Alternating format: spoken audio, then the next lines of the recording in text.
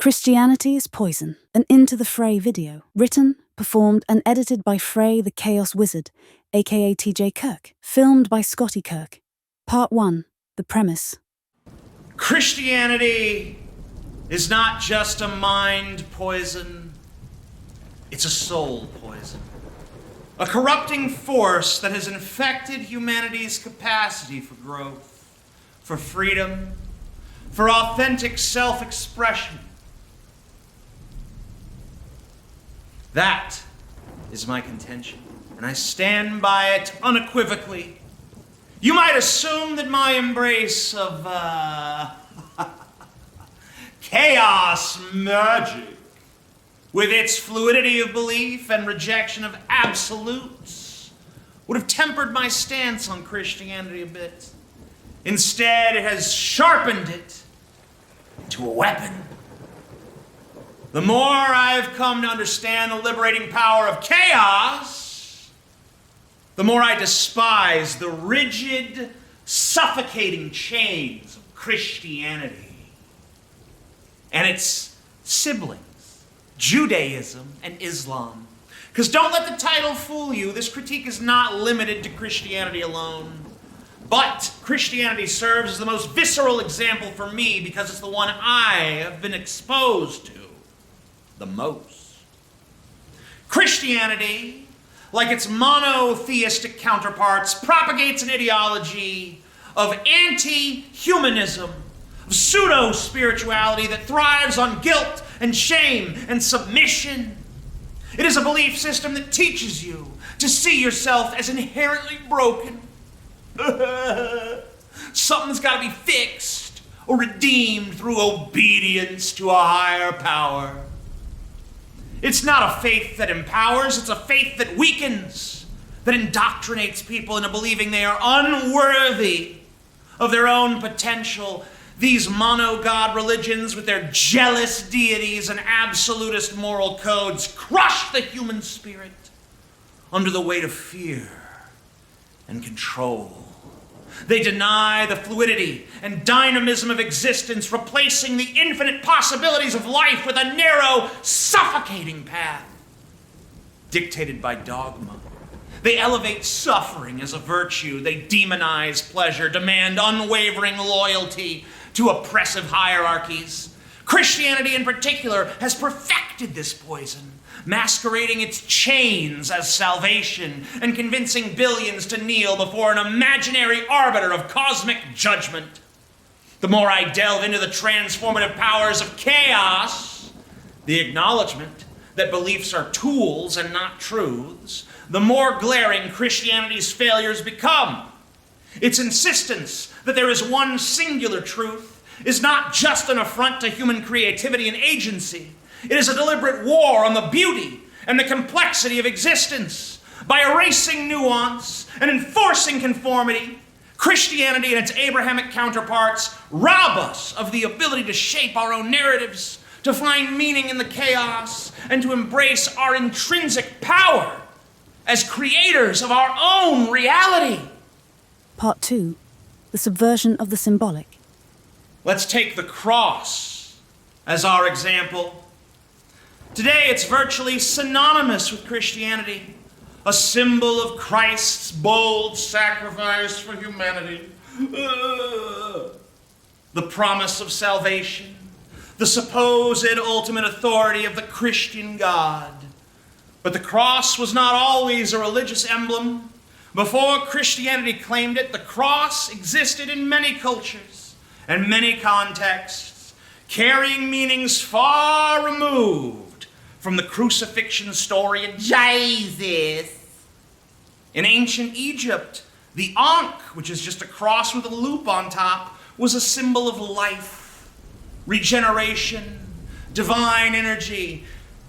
It was a representation of the interconnectedness of existence, the cycle of eternal creation.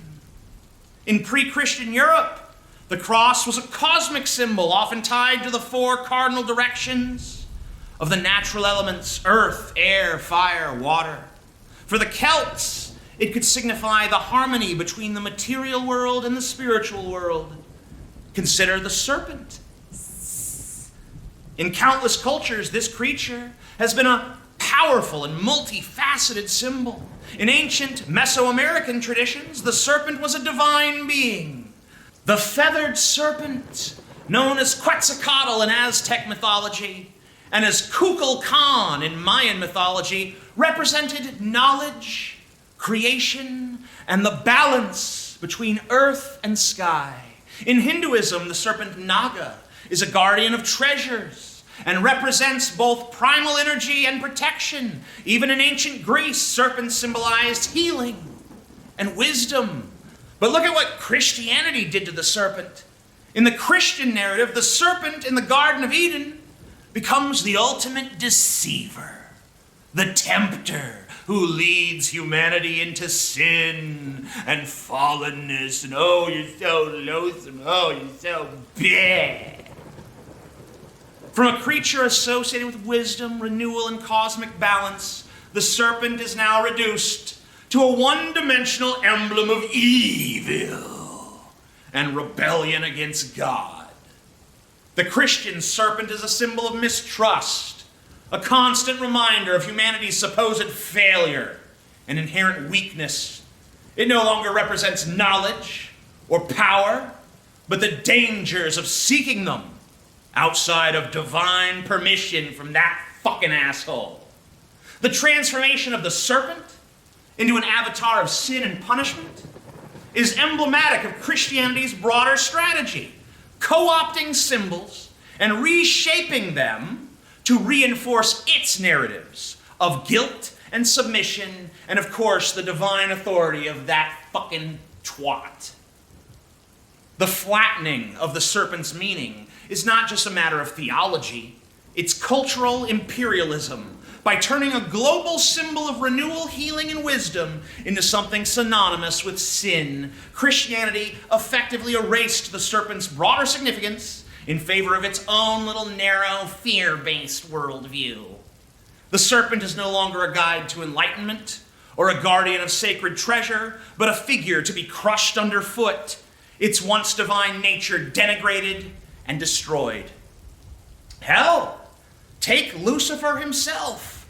Lucifer was originally associated with the planet Venus due to its appearance as the morning star, the brightest celestial body seen just before dawn. In Roman mythology, Lucifer was a minor deity, a personification of light, heralding the arrival of the sun. The name Lucifer itself derives from the Latin lux, which means light, and feri, which means to carry.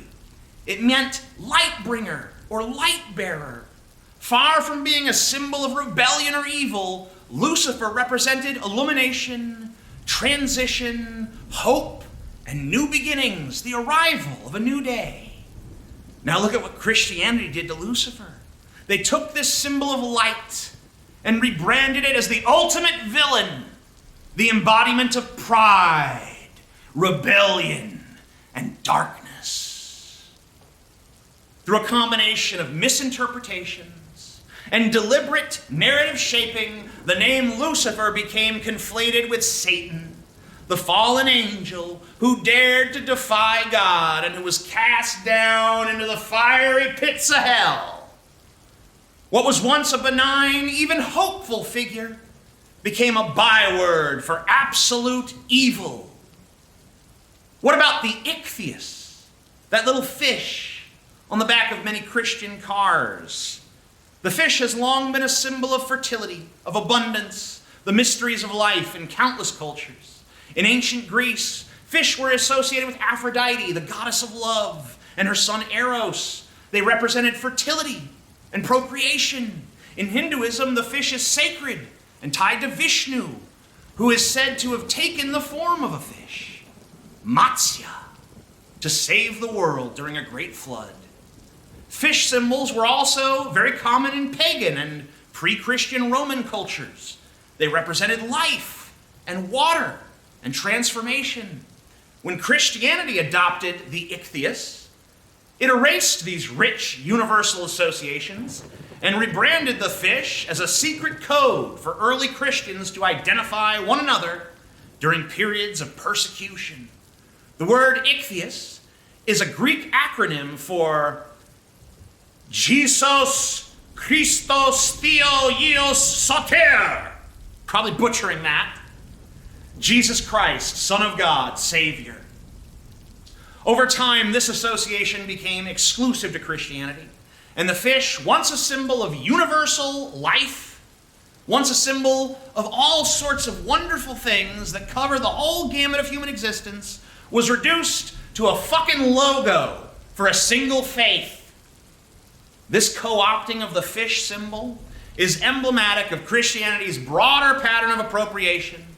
By taking a symbol that held diverse, cross-cultural meanings and rebranding it, Christianity didn't just claim the symbol, it effectively erased all of that previous context. The Ichthus no longer signifies fertility, or abundance, or transformation. Instead, it's basically the Nike swoosh, but for Jesus, glorifying a singular deity, reinforcing Christian identity. What's particularly striking about the Christian use of the Ichthus is how mundane and unremarkable the symbol has become. What once represented the mysteries of life and cosmic cycles in other traditions has been reduced to a fucking bumper sticker, a declaration of tribal affiliation rather than a celebration of anything profound or wise. How about the dove? In ancient Mesopotamia, the dove was sacred to the goddess Inanna Ishtar, a deity of love, fertility, and war. Very versatile god, or goddess, I suppose. Here, the dove symbolized something Christianity is very uncomfortable with: sensuality and abundance and the cycles of life. In Greco-Roman mythology, it was associated with Aphrodite, or Venus, embodying love and desire. The dove also appeared in early pagan rituals as a symbol of femininity, nurturing and interconnectedness between all living things. In Christian tradition, the dove became exclusively linked to the Holy Spirit, a divine intermediary and a symbol of God's grace and presence. It was further imbued with the idea of purity, erasing its historical associations with fertility and sensuality. And, of course, simplifying it, because it used to stand for the complexities of life. Now it stands for the simplicities of Christianity. The dove was sanitized and reinterpreted to fit Christianity's moral and doctrinal framework, stripping away all of its broader meanings. And the one final example I'll use, though it's far from the final example I could use, is the triquetra. Today, the triquetra is often recognized as a Christian symbol representing the Holy Trinity, Father, Son, and Holy Spirit. However, its origins and significance go far beyond this narrowly defined theological use, stemming from ancient pagan traditions where it carried vastly different and far richer, in my opinion, connotations. In its pre-Christian origins, the triquetra was a symbol in Celtic and Norse cultures, often representing the interconnectedness of three fundamental forces of existence. For the Celts, for instance, it symbolized the natural cycles of life and death and rebirth, or it symbolized earth and sea and sky, things that actually exist. It was a way of acknowledging the harmony and unity of three distinct but interrelated realms that form the foundation of existence. Whereas in Norse mythology, the triquetra was associated with the goddess Frigg, and sometimes linked to the three Norns, the weavers of fate. Across the traditions, the symbol represented balance, continuity, and the cyclical nature of the universe. Christianity's adoption of the triquetra came much, much later, during its efforts to convert pagan societies in Europe. Recognizing the popularity and spiritual power of the symbol, Christian missionaries basically just rebranded it as a representation of the Holy fucking Trinity. Holy fucking shit.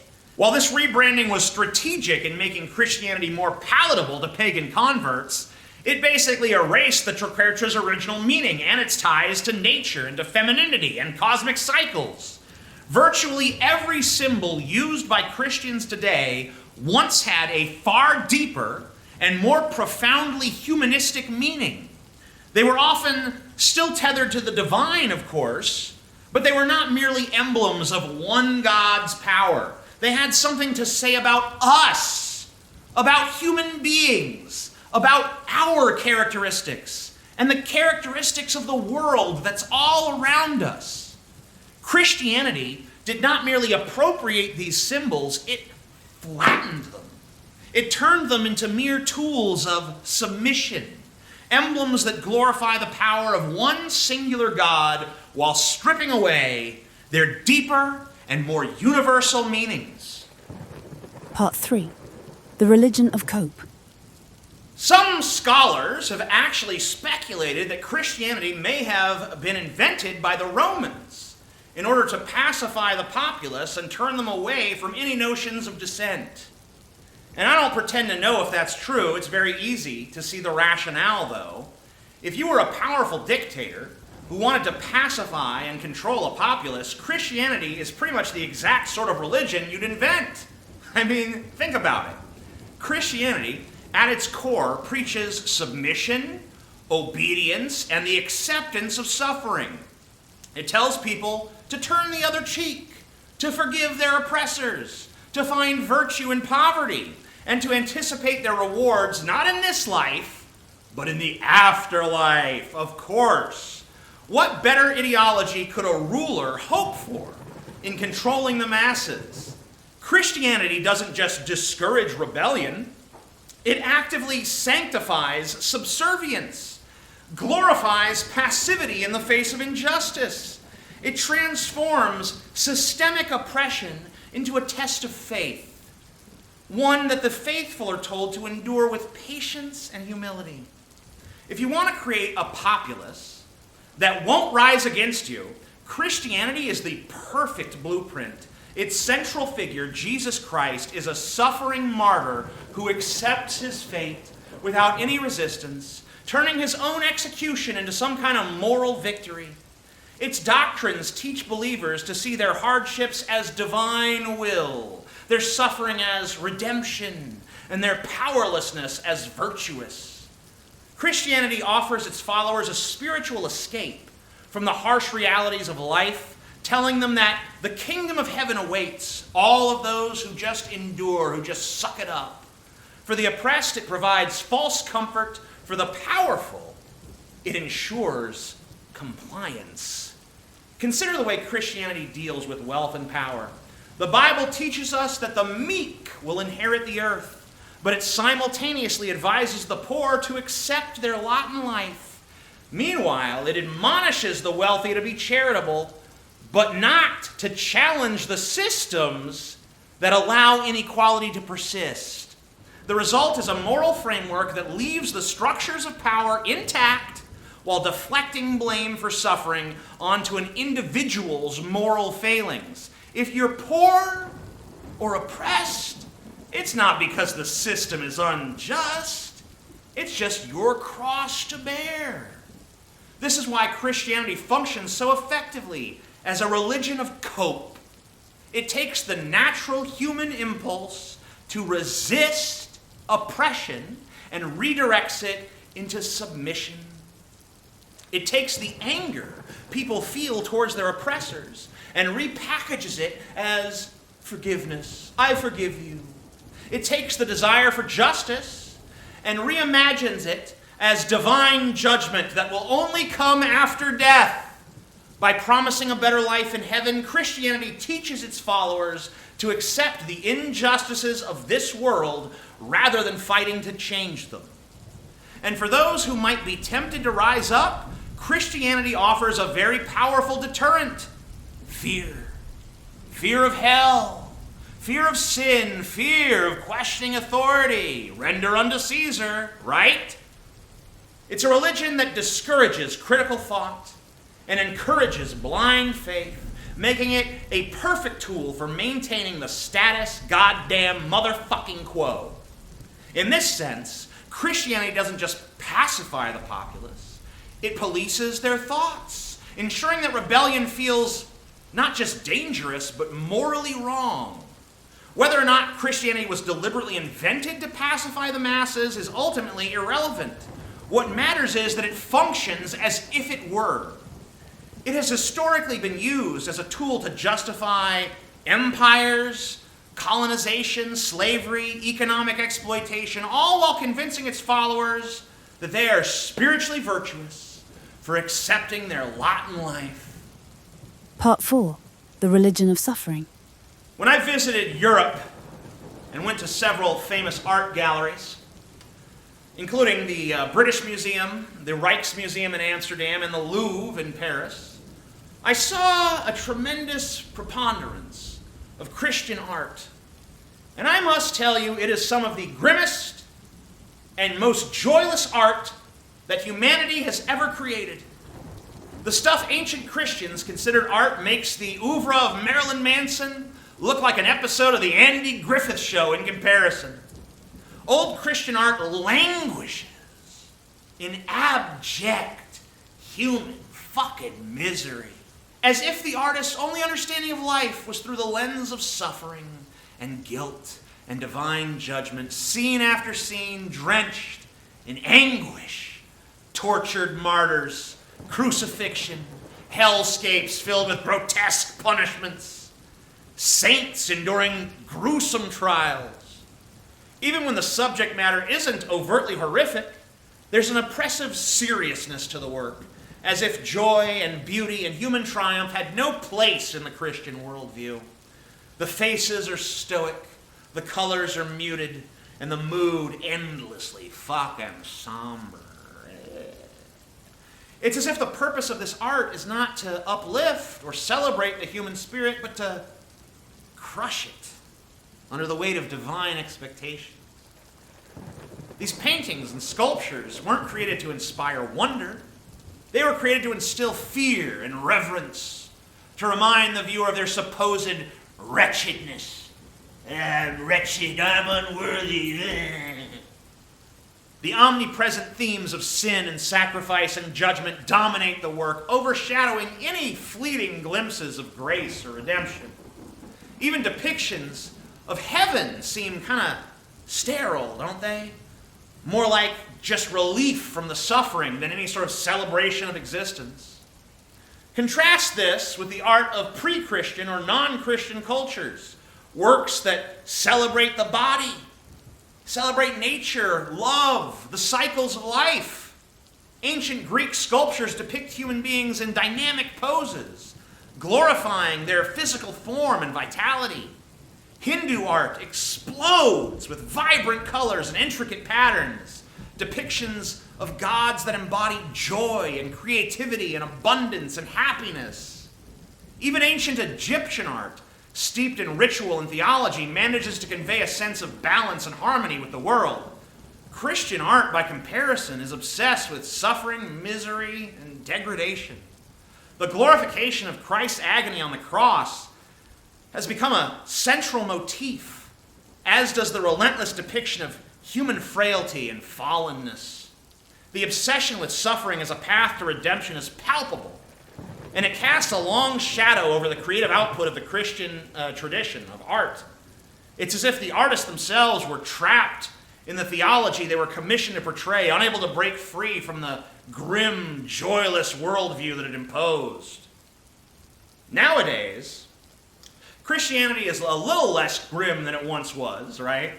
Many churches at this point like to put on a big sappy spectacle, very saccharine, preach the prosperity gospel, a lot of smiles, a lot of glitz, a lot of glamour.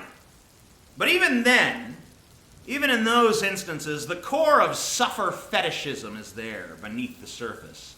Because let's not forget, the highest grossing piece of Christian media ever conceived of is Mel Gibson's blood-soaked nightmare of ultra-violence and degradation, The Passion of the Christ, which he's making a sequel to, by the way. I remember seeing this film out of pure curiosity. The theater was packed full of people who were very obviously, not your average filmgoers. It was a church crowd, The uptightness in that room was palpable. I remember a woman with a hairdo that looked like something out of 1957 giving her teenage son tissues and saying, "This is in case you have a nosebleed, Harold." What? I remember distinctly thinking in that moment, fuck, what am I doing here? I gotta get out of this joint. Then the movie began. And if you've never seen Passion of the Christ, here's what it is. The movie starts, Christ gets beaten and tortured and maimed and scoured and brutalized for about 2 hours. Then the credits roll.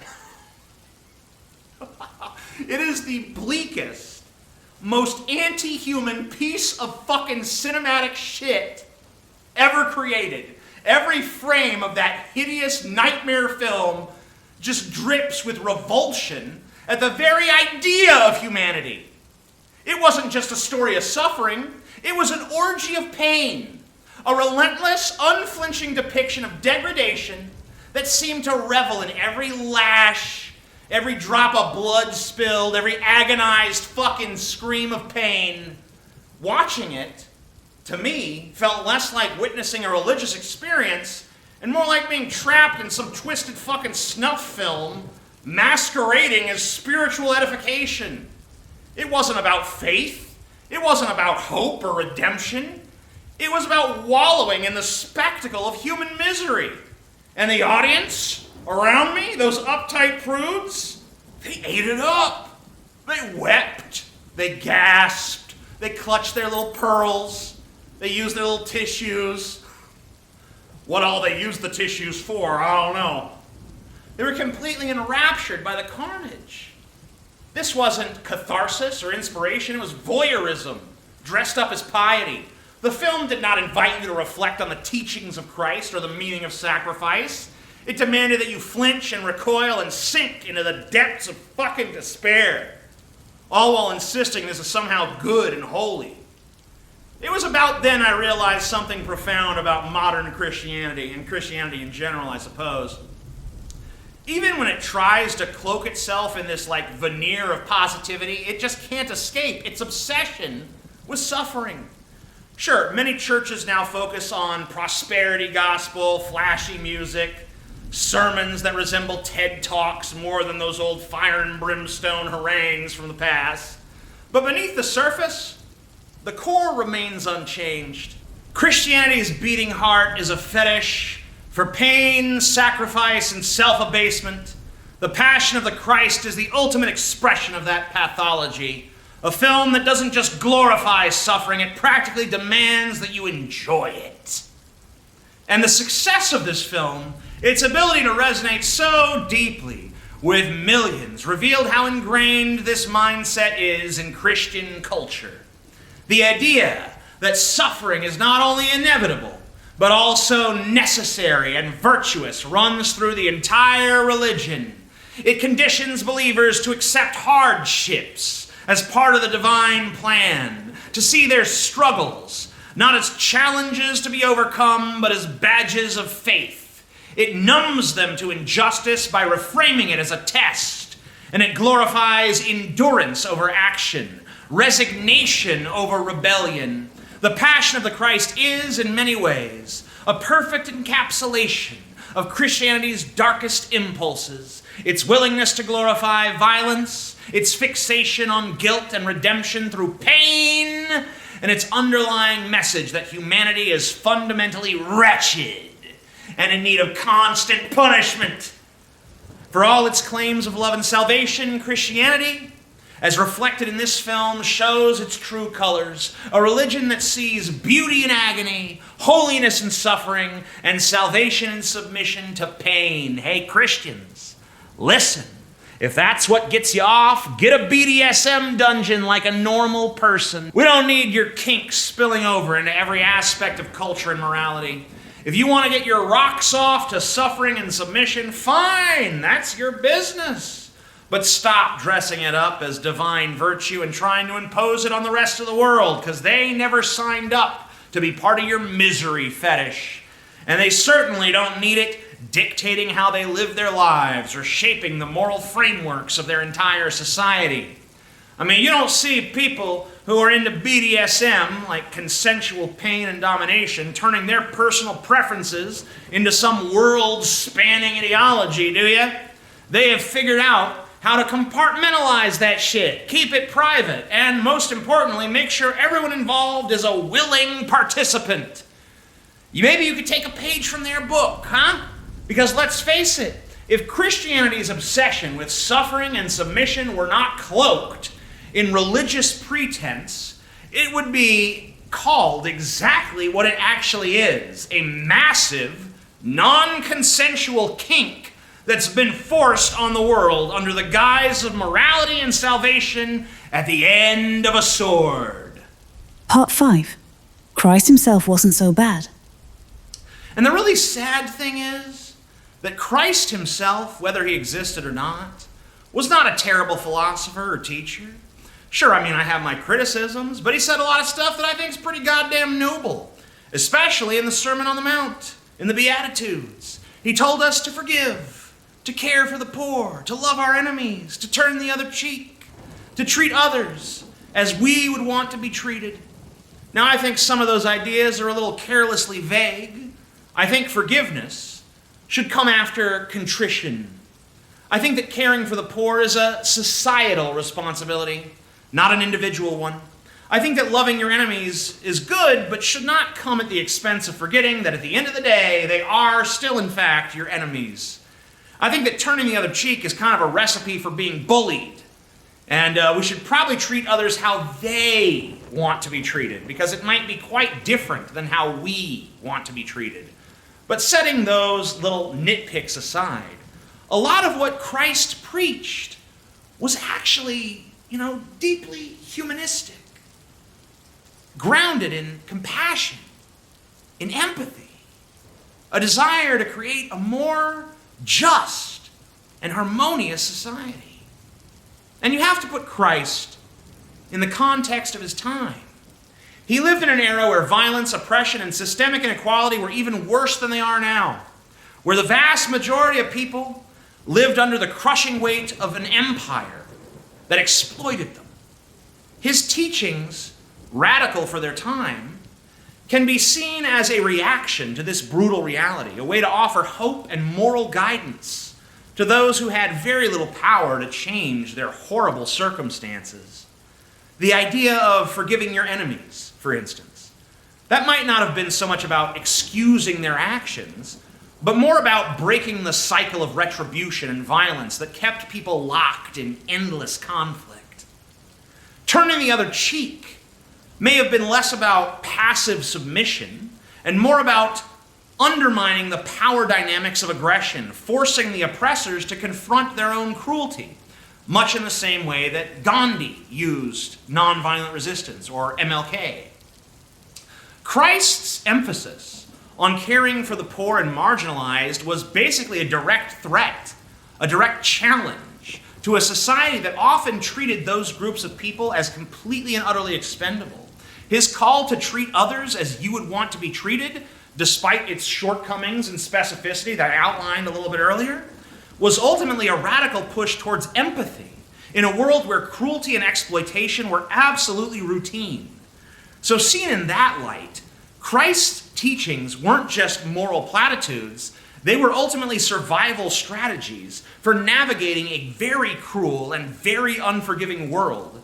And they were couched in a vision of a more compassionate and equitable future. However, it's important to note that Christ's teachings were not just about lofty ideals, they were also subversive. His message challenged the social and religious hierarchies of his day, calling out hypocrisy among the powerful and elevating the worth of those who were deemed unimportant by society. When Christ said, "Blessed are the meek," he was not glorifying weakness. He was trying to flip the script, suggesting that those who were trampled upon by society were just as deserving of dignity and grace as anyone else.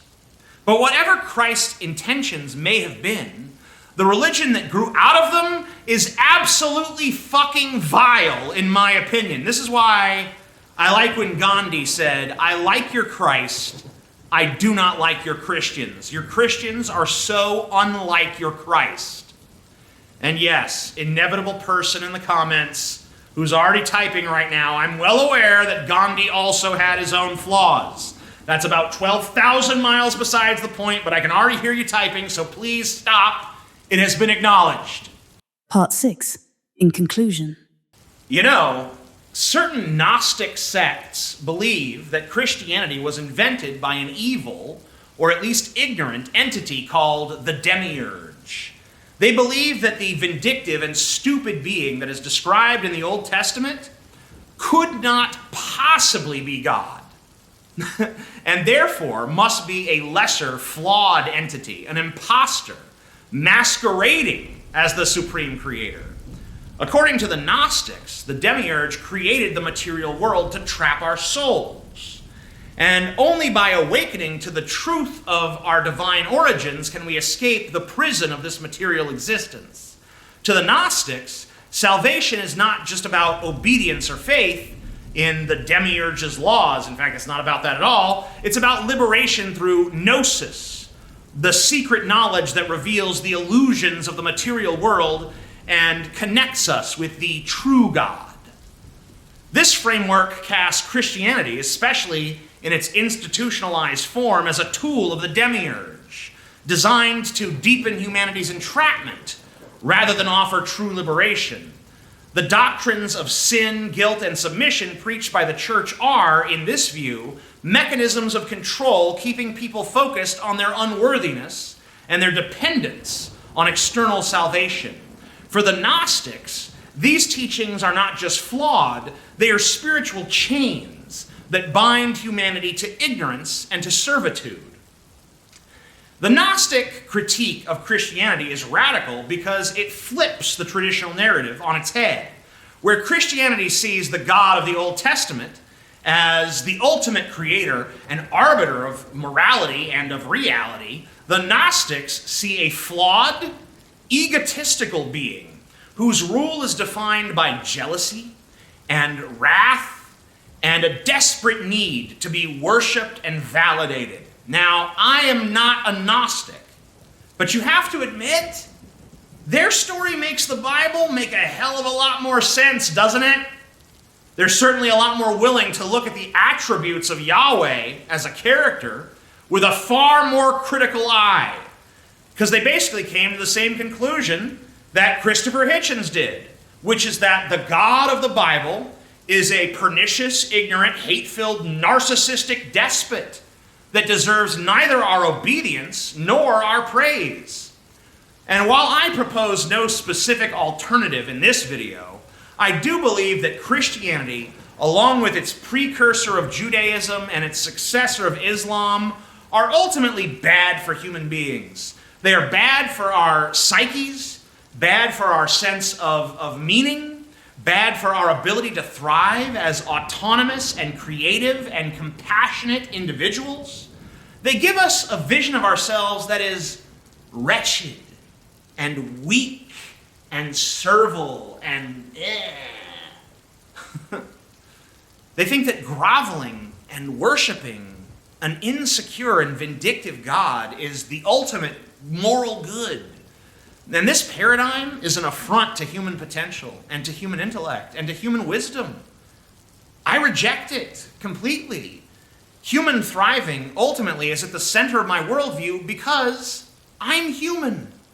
I will not subject myself to any god or goddess, nor anyone claiming to represent their will on this earth. If a belief does not serve me, then I will not serve it. And Christianity serves me not.